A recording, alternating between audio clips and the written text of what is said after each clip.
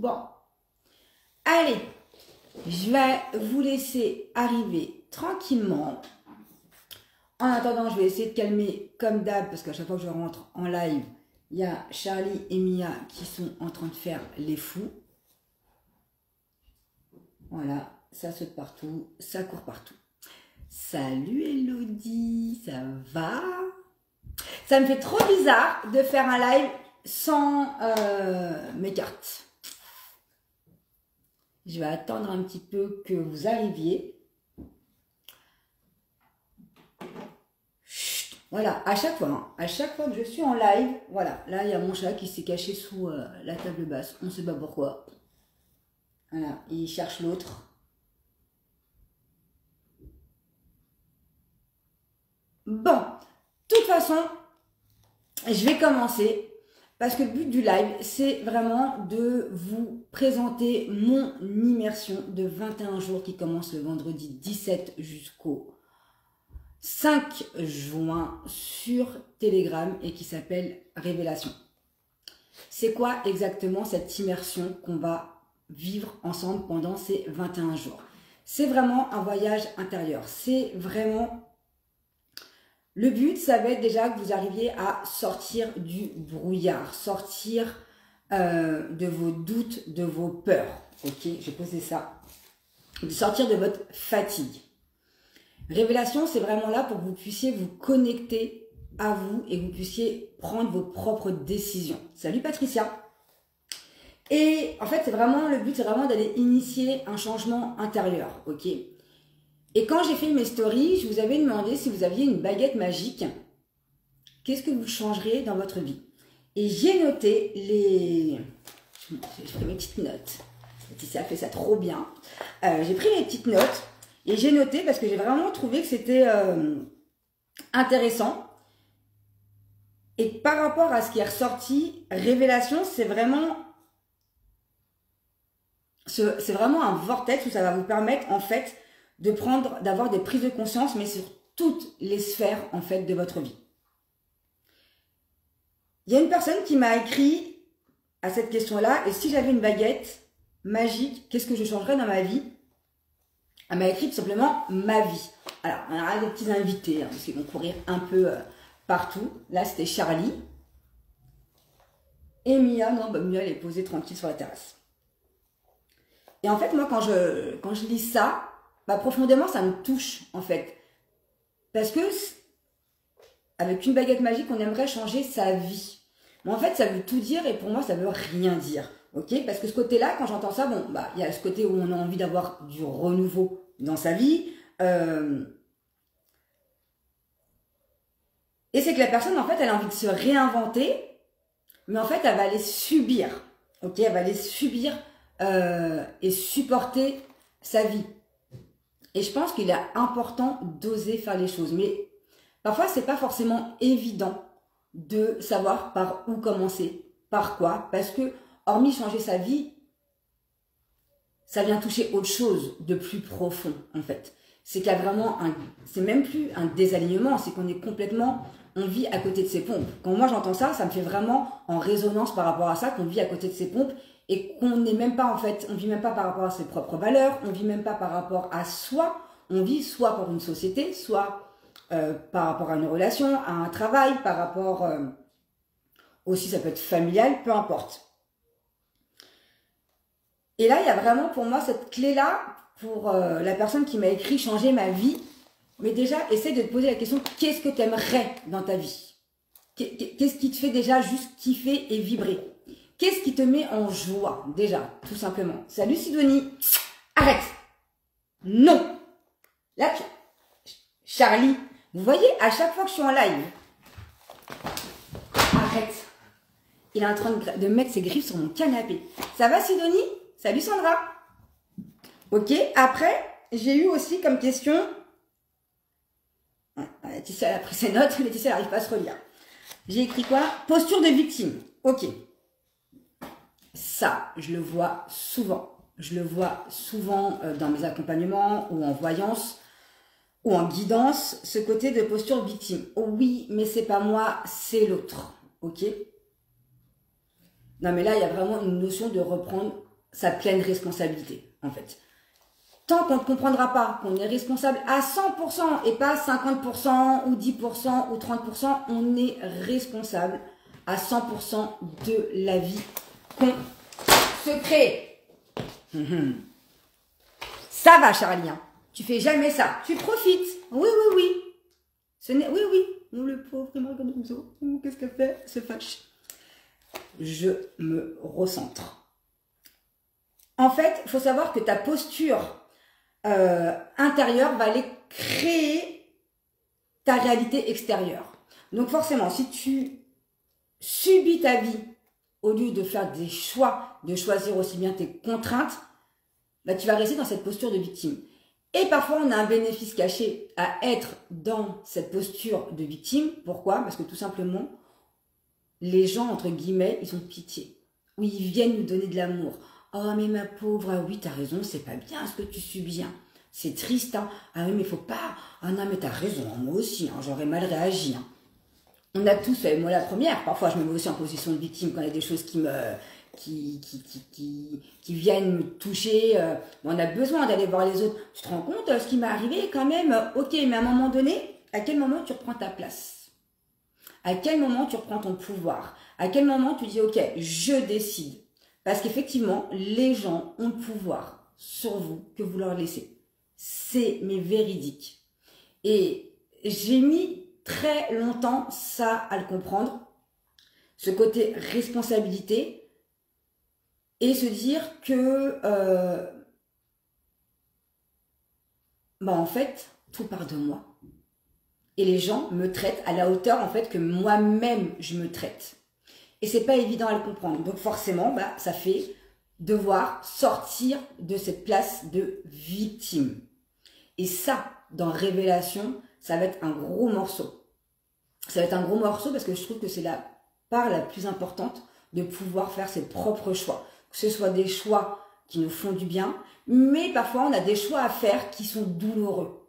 Mais le fait d'apprendre à se respecter, d'apprendre à s'aimer, fait que même si c'est douloureux, on va aller se choisir soi en premier. Et une fois qu'on a compris ça, ça va pouvoir vous ouvrir des portes, des opportunités, mais que vous n'avez même pas idée. Ok. Après, j'ai eu, si j'avais une baguette magique, qu'est-ce que je changerais dans ma vie? J'ai eu mon job. Ça, c'est beaucoup. Hein. Beaucoup de personnes sont dans un travail parce qu'il faut manger. Voilà, un travail alimentaire. Et c'est tout à son honneur, à cette personne-là qui m'a écrit ça. C'est pas le problème de ça, parce qu'effectivement, on reste dans une vie terrestre. Hein. Il y a des factures, la vie, le temps passe, les factures, ça n'attend pas. Tous les mois, il faut payer. Ça, c'est une évidence. Mais il y a vraiment... Si on arrêtait de voir en fait son job comme juste un revenu et qu'on essayait d'aller dans une extension de soi, d'essayer de shifter ça, à te dire ok, même si aujourd'hui je suis dans un job qui me plaît pas plus que ça, parce que c'est facile, ouais ça me plaît pas, puis mon patron si, puis les horaires si, et puis ça, salut Charlotte, et puis ça va pas, et ça va pas, rien qui va. Ok, mais qu'est-ce que concrètement on met en place pour voir les changements arriver? Clairement, parfois on met rien, à part se plaindre. Et du coup, ça rejoint la posture de victime, ok? Même si vous êtes dans un job qui ne vous plaît pas, mettez des actions. Allez voir qu'est-ce qui vous plaît. Encore une fois, il faut savoir parce que j'ai beaucoup de personnes en consultation ou en coaching. Oui, mais je ne sais pas. Je ne sais pas c'est quoi ma mission de vie. Donc déjà, moi, je vais quand même remettre un petit cadre rapide et qui est ma philosophie à moi et comment moi je vois les choses. C'est quoi une mission de vie? Les gens confondent mission de vie avec ma mission, ça va être de travailler. Ok?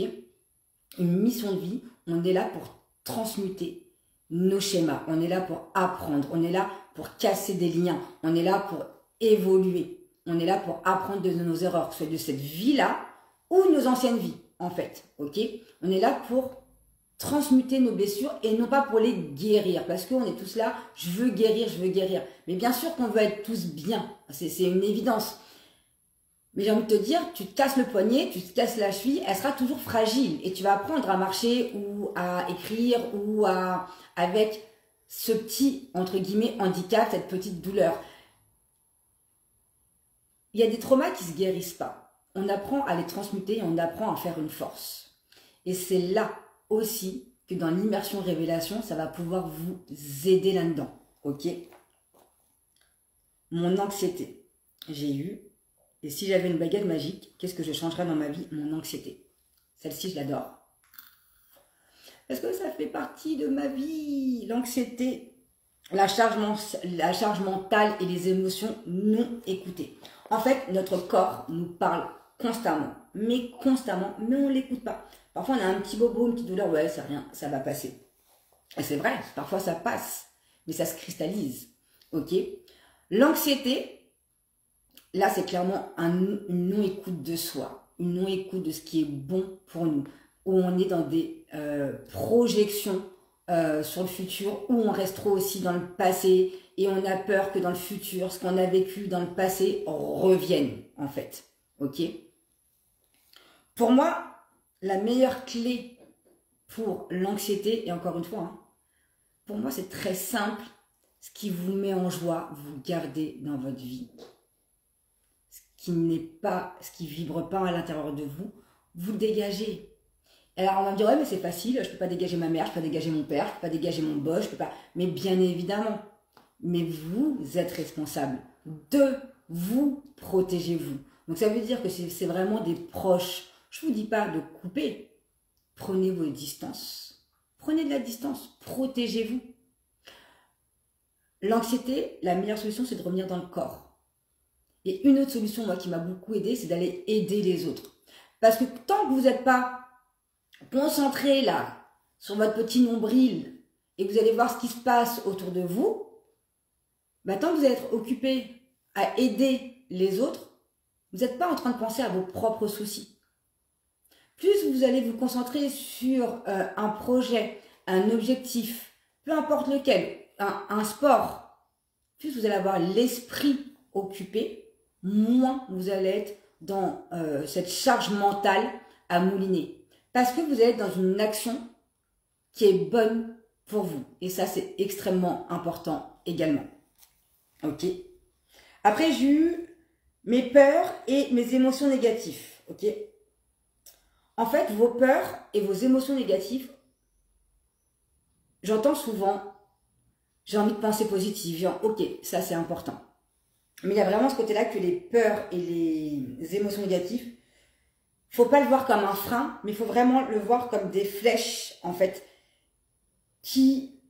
en fait, c'est vraiment des flèches et des directions qui vous montrent qu'est-ce qu'il y a encore à guérir à l'intérieur de vous. Qu'est-ce que vous avez besoin encore d'aller travailler, de transmuter, de transcender. Ok? Une émotion, même si vous la dites négative, mais c'est bon. Parce que ça vous montre où vous en êtes. Ça vous montre que là, vous n'êtes plus à votre place. Ça vous montre que là, il y a quelque chose qui vous dérange. Ça vous montre que là, il faut monter votre leadership. Ça vous montre qu'il faut monter vos normes. Poser vos limites. Ok? La peur, on aura toujours des peurs. Toujours. Quelqu'un qui vient vous dire, moi, j'ai plus peur de rien, c'est pas vrai. Ou c'est un psychopathe. Parce qu'il n'y a que les psychopathes qui n'ont pas d'émotion. Ok? On a tous peur dans la vie et c'est normal. Il y a une différence entre j'ai peur mais je ne bouge pas, je reste paralysé. J'ai peur mais j'ose parce que je sais au fond de moi que c'est bon pour moi. Et ça fait toute la nuance. J'ai eu quoi d'autre comme question par rapport si on avait une petite baguette magique, qu'est-ce que je changerais dans ma vie? Ah yeah, mes chats sont partis dans la bagarre. Celle-ci, je l'ai trouvée très intéressante. J'aimerais changer ma relation car je vis une relation de flamme jumelle. Et là, je vais mettre un gros warning. Ça, je l'ai beaucoup aussi en coaching et en guidance. Faites attention avec, entre guillemets, les contrats d'âme, tout ce qui est flamme jumelle. Bien évidemment que ça existe. Je ne remets pas du tout ça en cause. Mais pour moi, c'est une dépendance affective déguisée. Ok? C'est une confusion karmique. Il faut savoir que l'amour ne détruit pas, il élève. Ok? Et qu'on est là pour incarner, pour se libérer. Donc ça veut dire que même si c'est vrai, on te dit une médium, une énergéticienne, peu importe qui, on vient te dire ouais, c'est l'homme de ta vie, c'est la femme de ta vie, mais vous êtes en lien flamme jumelle, donc c'est pour ça qu'il ne revient pas, qu'il y a ce côté sauveur, runner, je te suis, tu me fuis, je te suis, je te fuis. Ok, ok, c'est une réalité. Mais vous confondez avec ce côté-là, waouh, c'est beau. Et déjà, franchement, une relation flamme jumelle, c'est extrêmement compliqué à vivre. Et quand on est en contrat de flamme jumelle, le but, justement, c'est de transcender ça. Parce que quand on est en relation femme jumelle dans un couple ou dans une histoire, c'est que déjà, il y a déjà eu plein de contrats avec cette personne-là dans vos vies antérieures. Ok ? Et que vous n'avez pas compris les leçons avant, donc ça revient ici. Il y a deux solutions.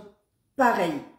Soit on apprend à poser ses limites à l'autre et dire écoute, maintenant moi c'est comme ça, ou l'autre, peu importe. Ou soit je m'en vais. Parce que je vais me choisir. Parce que cette relation me fait mal. Parce que cette relation me met en attente. Parce que cette relation me fait perdre confiance. Parce que cette relation me fait baisser mon estime et ma dignité. Et je me sens pas respectée. Parce que je suis en train de te demander des choses que tu n'arrives pas à me donner. Parce que l'autre, à un moment donné, dans les flammes jumelles, il y en a un qui est prêt, l'autre qui n'est pas prêt. Quand l'autre il est prêt, l'autre il a changé de cap. Et c'est toujours le chien qui se mord la queue et on court et on court et on n'arrive pas à se rattraper. Donc, flamme jumelle, ok, le but c'est de vous apprendre à justement transmuter cette relation-là et de vous choisir vous-même, ok? Et j'ai eu aussi, j'aimerais, si j'avais une baguette magique, changer dans ma vie ma colère. En fait, tout ce qui va être en lien avec la colère, c'est la blessure d'injustice et de trahison qui n'est pas digérée. Ok. Et là, encore une fois, c'est pareil, on a le choix de transmuter sa colère en force et d'élever ses normes. La colère, elle est bonne. Parce que la colère, elle vous montre réellement qu'est-ce qui est bon pour vous. Quand ça vient vous toucher, quand quelqu'un vous blesse encore et encore, qui vient vous trahir, qui vient vous mettre dans des défis, des challenges où on vous crée de l'injustice, forcément ça va vous engendrer une colère, à vous dire mais je comprends pas, je fais tout pour cette personne-là et on me fait du mal. Ok. Encore une fois, reprendre sa posture, son plein pouvoir et d'apprendre à dire stop. Et ça, c'est dur. C'est dur de dire stop aux gens. C'est dur parce qu'on a toujours une lueur d'espoir que la personne va changer. En fait, on souffre pourquoi? Parce qu'on est toujours dans une attente de quelque chose. Mon ex est parti, je veux qu'il revienne. On m'a dit qu'il allait revenir. Je vais l'attendre. Il m'a trompé, ça m'a fait mal, mais je l'aime, mais je reste. Mais je me sens pas bien, mais je reste parce que je l'aime. Non, vous restez parce que vous ne savez pas par où commencer pour apprendre à poser vos limites et vous respecter. Je sais que c'est pas évident ce que je dis, et du coup après ça va venir engendrer de la colère à l'intérieur de vous. Mais la colère, vous pouvez en faire une force pour justement élever vos prochaines relations.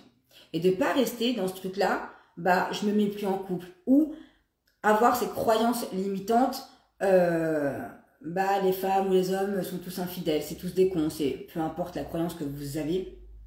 Bah je vais pas changer de travail parce que j'ai eu un travail et je me suis donné à fond et on a profité de moi, on a profité de ma gentillesse et on m'a jamais fait évoluer. Donc bah maintenant je vais voilà, je vais me cantonner à ce qu'on me demande et je vais pas chercher à m'élever et je vais pas chercher à évoluer. Bah justement, plus vous allez vivre des difficultés et c'est à vous là de challenger et à vous dire ok, j'élève mes normes et ok, j'y vais. Même si je me suis péter la tronche, même si ça m'a fait mal à un moment donné, je vais remonter en selle. Et ça, c'est super important. Après, j'ai eu, si j'avais une baguette magique, qu'est-ce que je changerais dans ma vie? J'aimerais avoir 4000 € par mois. Là, c'est tout simplement la relation avec l'abondance. Ok? C'est ce que tu crois mériter. En fait, ce que tu crois mériter va limiter ce que tu peux recevoir. Tout simplement. Donc là, c'est des grosses croyances à dégommer. Que pour gagner 4000 €, il faut travailler dur, que le travail c'est dur, que c'est une grosse labeur, en fait. Ok? Si tu penses ne pas mériter 4000, tu n'auras pas 4000. Si tu penses que tu mérites, peu importe la somme, et que tu donnes les moyens et que tu mets les actions pour, l'abondance, il y en a partout. L'argent n'est que vibration. L'argent circule. L'argent a autant besoin de toi que toi, tu en as besoin. Donc encore une fois, ça va dépendre de son éducation financière, son éducation par rapport à ses croyances. Et plus tu vas être en alignement avec toi, plus tu vas te faire confiance, plus tu vas comprendre qu'en fait tu es là. Le fait que tu sois tout simplement là, assis chez toi, que tu sois vivante, que tu sois là dans cette terre-là, tu mérites. C'est votre droit de naissance. À la naissance, Dieu, l'univers, qui vous voulez, l'a pas dit. Quand il a vu les berceaux, là, à l'hôpital, il s'est pas dit « Toi, tu mérites. Toi, tu mérites pas. Toi, tu seras riche. Toi, tu seras pauvre. Toi, tu auras de l'abondance. Toi, tu n'auras pas. Toi, tu seras malheureux en amour. Toi, non. » On est tous là pour créer la vie qu'on veut. Mais on est tellement dans un monde qui va vite, on est tellement dans un monde de consommation qu'on n'arrive plus à rentrer à l'intérieur de soi et à se reconnaître. Aïe, j'ai vu Laure, ça m'a perturbé de ouf dans ce que j'étais en train de dire. Coucou Laure, je suis très contente que tu sois là. Donc, je reprends. Je suis très sérieuse parce que mes chats se sont calmés. Ben voilà, je sais plus ce que je disais. C'était en lien avec l'abondance. Plus, en fait, tu vas te dire que tu ne mérites pas, ben moins tu vas recevoir. Oui, non, voilà, j'étais en train d'expliquer que Dieu, à la naissance ou l'univers qui vous voulez, il s'est pas mis à côté de votre berceau à vous dire, toi tu mérites pas. Toi tu seras pauvre, toi tu seras riche. Toi, tu n'auras pas de chérie. Toi, tu auras un boulot de merde. Toi, tu vas... Non, en fait, le fait que tu sois là, assis là, tu mérites. Tu es légitime dans tout ce que tu veux. Mais on vit tellement dans un monde de consommation et on n'est plus dans un monde de création. Et on n'arrive pas à revenir à l'intérieur de soi. On n'arrive pas à avoir des temps calmes pour pouvoir y voir plus clair et entendre ce que notre âme, notre petite voix, notre intuition a envie de nous dire. Parce qu'on a envie de faire comme les autres. Parce que, tiens, le voisin, il a mieux. Tiens, mais lui, il y arrive. Tiens, on est toujours là en train de soit de se comparer. On reste trop en surface. Mais oui. Et en fait, on a l'impression, en fait, on est tellement dans un monde de consommation qu'on fait toujours plein de choses. Et on fait vite. Et en fait, on ne comprend pas que plus on va ralentir, plus on va prendre le temps de se poser, de réfléchir, d'observer ce qu'il y a autour de soi, plus les réponses elles vont venir à nous naturellement. Mais on veut tellement faire vite. C'est comme si on était à la course du toujours au mieux, mais au final, on n'a rien. On n'arrive à rien parce qu'on ne s'écoute pas. On ne s'écoute pas. Et Révélation va être là aussi pour ça. Cette immersion de 21 jours, elle va vous aider aussi à reprendre ce temps, à reprendre en fait ce pouvoir que vous avez à vous-même de prendre le temps de ralentir. Mais on ne prend pas le temps parce qu'on se dit qu'on est toujours débordé. Et on est tous débordés. Moi, la première, je suis débordée.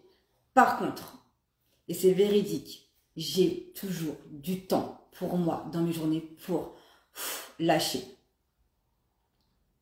Je suis quelqu'un de très, très speed. Donc, si je ne prends pas ce temps-là pour revenir à moi, mais je suis perdue.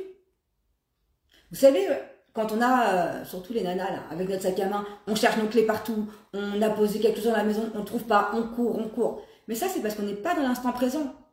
On ne vit pas l'instant présent. Là, je suis sûre que Laure, tu es en train de m'écouter, mais en même temps, tu dois penser, tiens, il faut que je fasse à manger, il faut que je fasse ci, il faut que je fasse ça. Parce qu'on n'arrive pas à couper et à être là, à l'intérieur de soi. On ne nous a jamais appris ça. On ne nous a pas appris à s'écouter.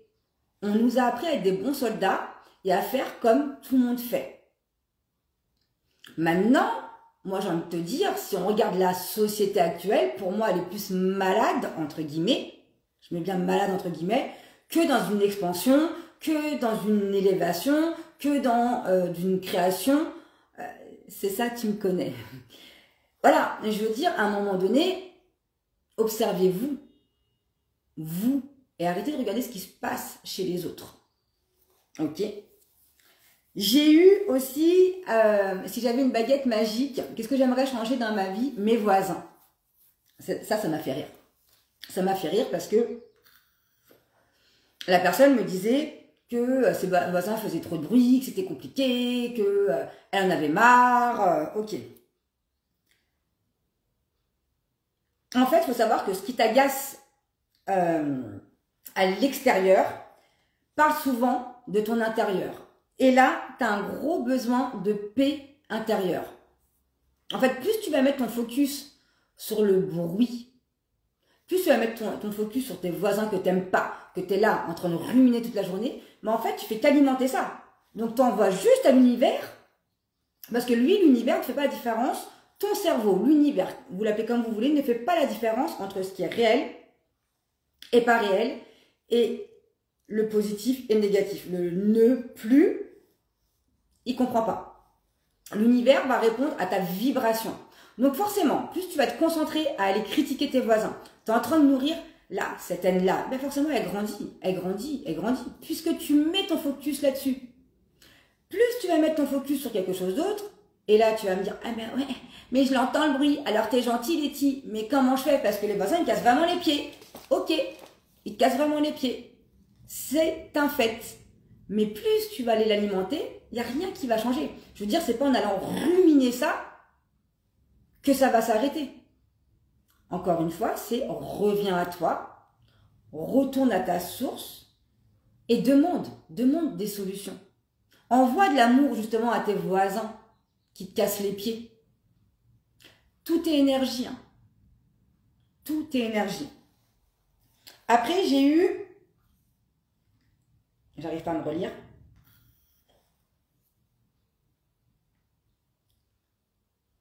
Ma recherche de perfection. On cherche constamment la perfection. Alors clairement, c'est typiquement le syndrome de l'imposteur et la peur du jugement, ok? En fait, quand on cherche la perfection, quelque part, c'est de la procrastination super intelligente. Parce que forcément, quand on est perfectionniste, on va aller jusqu'au moindre détail. On va aller chercher le moindre détail et du coup, bah faut refaire parce que ça va pas. Bah je peux pas montrer ça parce que les gens ils vont penser quoi de moi. Donc du coup, on n'avance pas. On avance et on recule. On avance, on recule. La perfection, elle n'existe pas.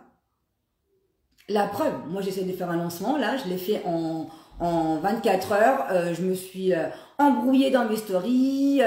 Peu importe, j'ai fait un live, il n'était pas prévu. On s'en fout. On s'en fout. Je cherche pas la perfection, je cherche l'authenticité, ok? Le problème, c'est que la perfection, ça vous étouffe, ok? Et l'authenticité, elle va vous libérer. Ça, c'est une grosse différence. Cherchez pas à être parfait, ça sert à rien. On ne sera jamais. On ne sera jamais. Par contre, plus vous allez être authentique, plus vous allez être dans votre énergie, plus vous allez essayer d'infuser et de transmettre aux gens ce qui résonne à l'intérieur de vous, comment vous voyez les choses, que vous essayez de leur transmettre un message et que ça résonne en eux, vous avez tout gagné. Cherchez pas à être parfait, ça n'existe pas. Et de toute façon, même si vous me pondez quelque chose qui va être parfait, vous serez toujours critiqué. Vous serez toujours critiqué. Donc c'est pas grave. Soyez spontané. Montrez votre vulnérabilité. On fait tous des erreurs, il y a tous des couacs, il y a toujours quelque chose qui ne va pas. Et bien, c'est pas grave. On est là pour apprendre, on est là pour s'améliorer. On est là pour dépasser nos peurs. Et comment on fait pour dépasser nos peurs? Bah, justement, en faisant ce qui nous fait peur dans le quotidien. Plus on va faire des choses qui nous semblent difficiles, et plus ça va être facile après dans le temps. Ok? Ensuite, la dernière question que j'ai eue. Je fais ma petite pause. Vous avez vu? Oh, il n'y a plus de batterie. Elle est trop belle. Bon, en plus, c'est bien. Il y a l'heure dessus. Mais je ne sais même pas à quoi ça sert. Là, j'y comprends rien. Mais je la trouve belle. Non, parce que ça fait 18 jours que j'ai arrêté la cigarette. Non, mais je le dis quand même parce que je suis fière de moi. Hein, je ne pensais pas. Hein. Donc, bravo Laetitia. Bref, je me reconcentre. La dernière question que j'ai eue, c'est j'aimerais arrêter de vouloir plaire à tout prix. Le regard des autres, vouloir être aimé, à vouloir avoir de la reconnaissance, c'est la terre entière, en général, qui a ça, ok. Ça, c'est vraiment, ça vient vraiment jouer la blessure du rejet. Et il y a quelque part, il y a une forme d'abandon de soi-même, en fait. Moi, je sais que j'ai cette facilité-là, quand même, que j'ai pas eu tout le temps, hein, que j'ai travaillé beaucoup. Ouais, t'as vu, je suis trop contente. Que j'ai travaillé longtemps dessus. Parce que moi, j'étais très dans la dépendance affective. Fallait qu'on m'aime. J'aimais pas être seule. Enfin, voilà, il y avait vraiment tout ça. Et cette question-là, elle me parle beaucoup. Ce côté de vouloir plaire à tout le monde. Et c'est vrai qu'aujourd'hui, bien évidemment que j'ai envie de plaire. Je vais pas dire je m'en fous. Mais il y a une différence entre je veux plaire à tout le monde, donc je vais me porter des masques, être un caméléon pour plaire aux gens tout en m'oubliant moi, ce que la plupart des gens font. Moi, je te plais, je suis super contente, c'est cool. Si mon énergie te parle, c'est génial. Si mon monde te plaît, tu viens, c'est génial. Et que ce soit dans mon job ou dans mes amitiés, c'est la même chose. Ça, par contre, c'est pareil. Alors, c'est vrai que parfois, dans la sphère personnelle, on a envie de plaire un peu plus. Mais par contre, il y a quelque chose qui est extrêmement important pour moi. Je te plais, c'est bien, je te plais pas, j'en ai rien à foutre. Voilà, moi, c'est clairement ça. Je m'attarde plus. Je m'attarde plus parce que c'est une perte de temps. Et du coup, je pars d'un principe que mon énergie, elle est tellement plus importante que d'essayer d'aller plaire, mais à qui? Parce qu'en voulant plaire à tout le monde, au final, tu plais à personne. Tu plais à personne. Et même si tu es là dans un truc où tu plais aux autres, mais c'est pas toi, Laetitia, qui plaît. C'est ce que tu leur dis. C'est ce que tu leur donnes, que les autres veulent entendre. Tu vois, quand tu dis oui à tout le monde, alors qu'en fait, tu n'as pas envie et que tu te dis non à toi. Mais les gens, c'est pas toi qu'ils aiment. C'est ce que tu leur apportes. Donc du coup, tu sais même pas si on t'aime pour toi ou pour ce que tu leur apportes. Véridique, mes amis qui me connaissent. Et ça, je trouve que c'est important et je trouve que c'est une de mes forces. Quand je dis oui, c'est oui avec de bon cœur. Je ne veux pas, je vais te dire non. J'ai pas de mal à dire non. Je t'invite chez moi, je suis capable de dire ok tu viens, mais dans 1 heure ou 2 tu te casses parce que moi je suis fatiguée et que demain je me lève. Ou parce que j'ai pas envie, j'ai envie d'être tranquille. Quand je dis ça aux gens, ah mais ça se fait pas, c'est pas correct. Mais c'est pas correct par rapport à quoi? Bah, c'est correct pour moi parce que c'est juste pour moi. Et c'est là-dedans que je vais vous emmener avec l'immersion. C'est faire des choses qui vont être justes pour vous. Ça, c'est extrêmement mais important. Tant que vous faites ça, vous avez tout compris. Vous allez en perdre des gens. Mais c'est pas grave. Parce que ce n'étaient pas des gens qui étaient là pour vous. Ils étaient là parce que vous leur apportiez quelque chose qui les sécurisait. Mais du moment que vous n'allez plus dans leur sens, parce que du moment où vous dites j'arrête de plaire et que vous les perdez, vous n'avez rien perdu. Vous avez même tout gagné. Parce que déjà, vous vous respectez. Vous savez poser vos limites. Vous savez ce qui est bon pour vous. Du coup, ça crée de l'espace. ça crée un vide, mais les gens n'aiment pas ce vide qu'on ressent ici, là. Vous savez, quand on n'est pas bien, là, qu'on a un gros vide, là, on a l'impression qu'il nous manque quelque chose à l'intérieur de soi. Bah, plus vous allez apprendre à être confortable dans cet inconfort de vide, plus l'univers va vous ramener des personnes ou des situations ou peu importe ce que vous avez envie de voir apparaître dans votre vie, qui va être beaucoup plus en alignement avec vous. Mais pour ça, il faut oser. Oser sauter le pas. Oser dire non. Oser arrêter quelque chose. Oser arrêter un travail qui ne nous convient plus. Oser arrêter une relation qui ne nous convient plus. Oser créer cette entreprise qu'on a envie de créer, même si on ne sait pas ce que ça va donner. Ok? Donc, voilà. Donc, révélation, ça commence sur Telegram le 17, vendredi 17 mai jusqu'au 5 juin, où vous allez avoir tous les jours un audio, ok? Où le but de l'audio, ça va vraiment être de vous faire des prises de conscience, ok? Je vais vous donner une vérité que l'âme a besoin, que votre âme a besoin d'entendre pour pouvoir avancer. Ok, il y aura aussi un live questions-réponses au milieu de l'immersion. Ok, parce que s'il y a besoin qu'on fasse le point, si vous avez des questions, on pourra comme ça échanger. C'est totalement gratuit. C'est un espace self où vous êtes en sécurité et où vous allez pouvoir avoir vraiment une vraie révélation. C'est vraiment, il porte son nom. Je vous invite vraiment à venir. Je vous ai mis mon lien dans la bio. Vous avez juste à cliquer dessus. Je vous l'ai mis aussi en story. Ok. Est-ce que vous avez des questions? C'est le moment. Salut Christelle.